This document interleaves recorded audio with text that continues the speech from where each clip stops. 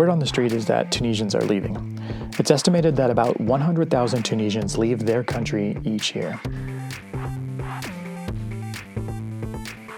The Tunisian Ministry of Social Affairs holds a lot of data on those citizens who make their way abroad, and they say that the main factor for leaving the country is search for better employment and better living opportunities. One piece of data that really jumped out to me was that 39,000 engineers and 3,000 doctors have left this country in search of greener pastures. I know of at least 5 Tunisians who I've known personally who have left since I came to this country back in 2018. Taken on its own, these figures paint a discouraging picture for the future of Tunisia. The term brain drain has been used to describe the flow of talent from economically challenged countries to those who promise a more comfortable life. Logically, the effect would be gaps in healthcare or a loss of innovation that could potentially create jobs for the country and add to its progress. As I started this project back in 2020, I began to hear of and interview Tunisians who were stepping up to the challenge and breaking the mold. They were using their ideas, their energy, and their talents to create a positive impact for the future of their country. The question began to form in my mind: why did they come back? The episodes in this season focus on Tunisians who had that opportunity to study, to work, to live abroad, but through various circumstances, they are now back in their country, investing into the future of Tunisia. Their reasons may be different, but in the end, they came back. Multiply Tunisia's goal is to capture the entrepreneurial spirit of Tunisia by highlighting the influencers in its startup, social innovation, and artistic communities. We're also interested in tracking the growing impact of English on these sectors and the effects that this will have on Tunisia culture. My wife and I travel a lot, and one of the joys of traveling is discovering great food. We are constantly scanning the socials looking for tips on local eats and great atmosphere. Its ambiance, attention to detail, and presentation all go into making a meal a great experience. For those of you who live in Tunis, you understand how things are discovered here. It's by word of mouth from a trusted source, or sometimes by complete accident. My wife and I were checking out a new store that specialized in Asian products, and we picked up a small package of tofu. We noticed a company sticker on the package and looked up that company on Instagram. That's how we discovered Inward, a whole plant, live, and raw restaurant located here in Tunis. We visited the restaurant a few days later, where we met the owner and chef, Fatima. We were so inspired by Fatima's food, her attention to detail, and her story, we had to get an interview.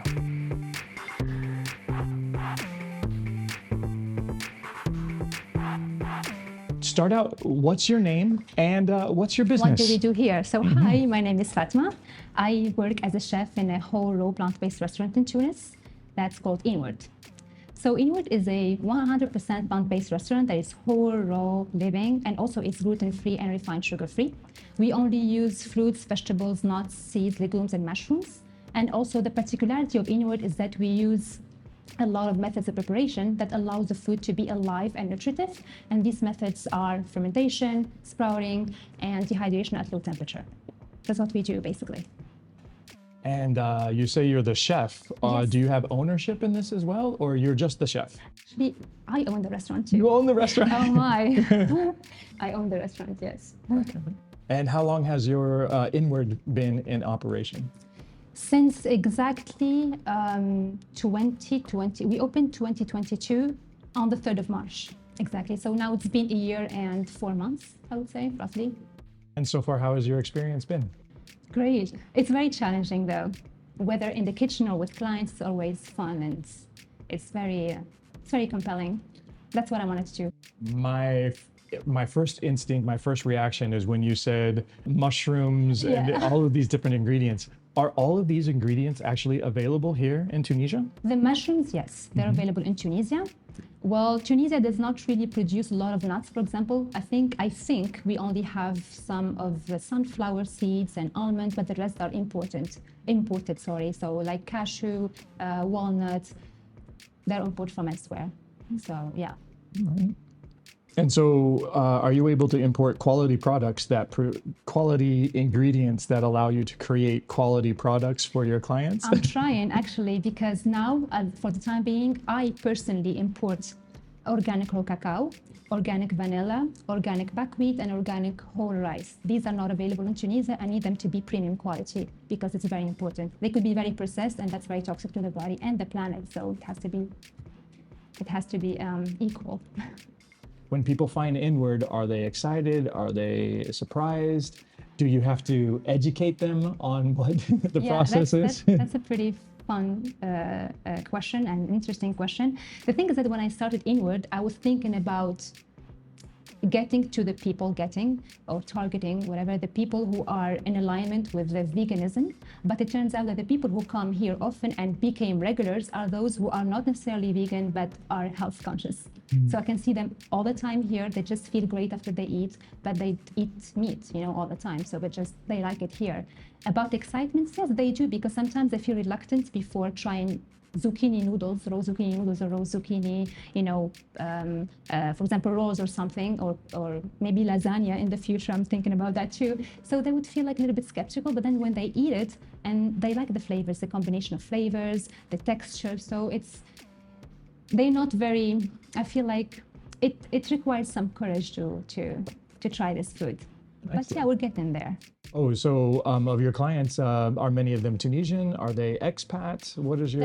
They're both, but I would say the most regular ones are expats, not Tunisians. I only have one Tunisian girl who's vegan, and she comes to pick up the cheese. I make cheese especially for her, the cultured cheese, but the rest are Italians. I have a lot of Italians regulars here.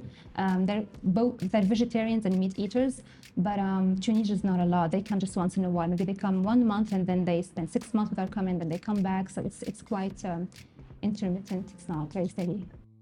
Obviously, we're doing this interview in English, which we say, thank you, alhamdulillah. Alhamdulillah. Yeah, I'm counting my lucky stars for speaking it. And so could you just explain to us your process? How did you come to learn English? And by knowing English, what has it given you? What sort of opportunities has it given you personally? Well, English, I believe that it's a very important language. I had the opportunity to go to the US to pursue a graduate degree there. So I had some professional experience there. I was exposed to the English language day in, day out. So they kind of became a part of me, a part of my identity, and I love it so much. So when the time came to apply for this culinary degree or certificate, I found myself readily available to apply for it because of the English, skills. So I applied for this certificate in this US-based school where all the classes were taught in English. So that's what happened. And then yeah, here I am. Yeah. So how did you learn English? Was it school? Was it did your family speak English? Friends? Did you study English before? How did you learn? Well, after graduating from, undergrad, after my undergrad school here, I went to the US to pursue a master's degree, but I had to do the TOEFL and GRE first. So I stayed there for a year to study English, to take the exams. And then when I took them, I applied for this school in Boston. I got accepted, and then the journey began then. So that's what happened. Excellent. So how long, so you were in the States studying, how long were you gone from Tunisia? So I left the US. I left Tunisia in 2009 after graduating. And then I went to the US to study that English I told you about for a year. So I finished around 2011. And then from 2012 to 2016, I was doing the graduate school and working. And then I came back in mid 2016 in Tunisia to go back again to study this raw vegan stuff there. So yeah. So have you noticed then an increase in the use of English in Tunisia?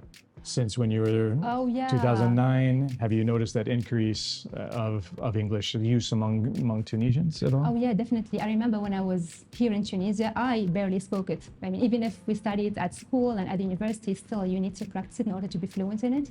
So I don't remember people speaking English. They were speaking a lot of French back then. But now, after I came back, the youngsters became very fluent in it. It became very commonly spoken, I think, because now they introduce it in primary school at an early age, I think to around 10, 11 years old. Back then in my generation, it was around 14 or 15. So it was hard to be that fluent at that age. And so do you think that English will be continue to be spoken more in the future, that English will have a greater effect in Tunisia? It's on the rise, and I think this is for many reasons. The first reason would be the multitude of social media platforms that make it easy to access content in English. And also another reason is it is entertainment related. These platforms where you can stream and download movies and TV shows in English, which was very, very rare in my age. I remember when I was 14 or 15, I used to go to the shop to get my DVD in English, and I would count myself the luckiest if it came with English subtitles. It was so hard to find something in English and you can follow in English. So I think it's growing. And also now I feel like there is an opportunity for people in Tunisia to work remotely or freelance with English-speaking companies, which was very rare back then. Now it's more and more ubiquitous. So that helps too, in my opinion. Why did you decide to come back to Tunisia? I mean, I wish I could stay, but it was not possible for me because my contract, my OPT ended and I had to come back. So I was not sponsored by my agency. There was like small agency, so it was not possible for them to sponsor me. And it was quota thing, so you can apply for it and you don't get taken or chosen. So I tried, but it didn't work, so I came back. Back then I was working in the marketing field, but then when I came back and worked a little bit on marketing, that idea of my passion that kept dwelling in the back of my mind kind of, alleviated that pain from leaving the US. So I wanted to take my passion to a next level. So I went back there again to the US to do it, and now I feel better. Maybe because I was not doing the right thing there. That's why I felt I wanted to stay in the US. Marketing was not for me. I mean, with all due respect to marketers out there, it's just not for me. It just didn't speak to my character. I wanted something that is more contributive to a bigger purpose, bigger meaning. Yeah, if it makes sense. Yeah. Well, thank you so much. Oh, thank you. And thank you for taking the time to talk with us today. We really appreciate it. Thank you. Multiply Tunisia is brought to you by 11 Talents. At 11 Talents, we consult, design, and multiply. Find out more by following us on our Facebook page, our Instagram feed, or by visiting our website at 11talents.com. At 11 Talents, we start with you.